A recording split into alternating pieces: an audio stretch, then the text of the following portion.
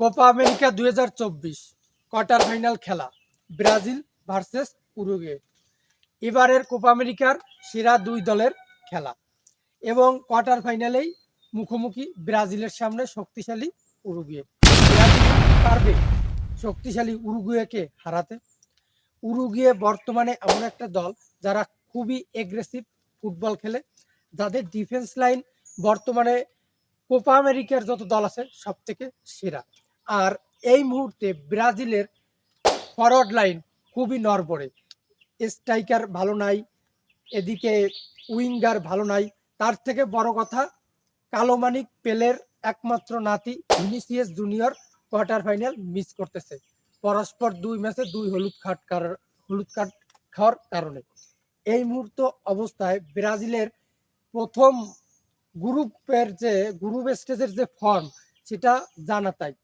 প্রথম match draw, দ্বিতীয় ম্যাচে স্বস্তির জয়, তৃতীয় ম্যাচ আবার ড্র।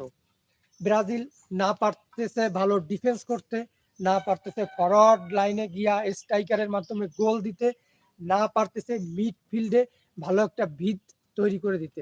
ব্রাজিলের ব্যর্থতা কোথায়? ব্রাজিলের কি মিডফিল্ড দুর্বল, নাকি ডিফেন্স দুর্বল, নাকি স্ট্রাইকার দুর্বল?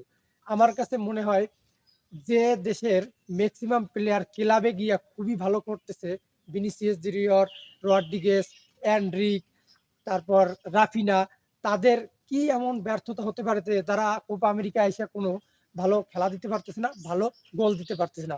রাফিনার এক ফ্রি কিকের গোল ছাড়া স্ট্রাইকারদের তেমন একটা আমি ভালো রোল এখন পর্যন্ত ব্রাজিলের পাই নাই। ব্রাজিলের প্লেয়াররা কি ক্লাবেই ভালো, নাকি ক্লাবের মিডফিল্ড ভালো পাইয়া তারা ভালো খেলে? ব্রাজিলের এই মুহূর্তে যে মিডফিল্ড আমার কাছে মনে হয় সব থেকে জঘন্য, সব থেকে বাজে মিডফিল্ড। মিডফিল্ড থেকে না পারতেছে স্ট্রাইকারদের হেল্প করতে, না পারতেছে ডিফেন্স লাইনের হেল্প করতে। ওরা শুধু মাঠ ভরে দৌড়াদৌড়ি করতেছে। আর ভিনিসিয়াস জুনিয়র এবং রদ্রিগো, এনরিক, এদের খেলার মান ক্লাবে যেমন জাতীয় দলে তেমন না। এর জন্য কি আপনার কাছে মনে হয় যে কোচ দায়ী? ব্রাজিলের কোচ তাদের অস্ত্র বা তাদের প্লেয়ারদের ঠিকমতো প্রয়োগ করতে পারতেছে না? আমার কাছে আমার কাছে যেটা মনে হোক, আপনার কাছে কি মনে হয় অবশ্যই কমেন্ট করে জানাবেন। আমি একজন আর্জেন্টিনার সাপোর্টার, ব্রাজিল নিয়ে আমার মাথা ব্যথা নাই, ব্রাজিলকে নিয়ে আমি ট্রোলও করতে চাই না। কিন্তু ব্রাজিল সরাসরি বাঘের মুখে পড়ে গেছে। বাঘটা ভাই উরুগুয়ে। উরুগুয়ের সাথে লাস্ট আমি একটা আর্জেন্টিনার ম্যাচ দেখছিলাম, উরুগুয়ে খুবই ভালো খেলছে।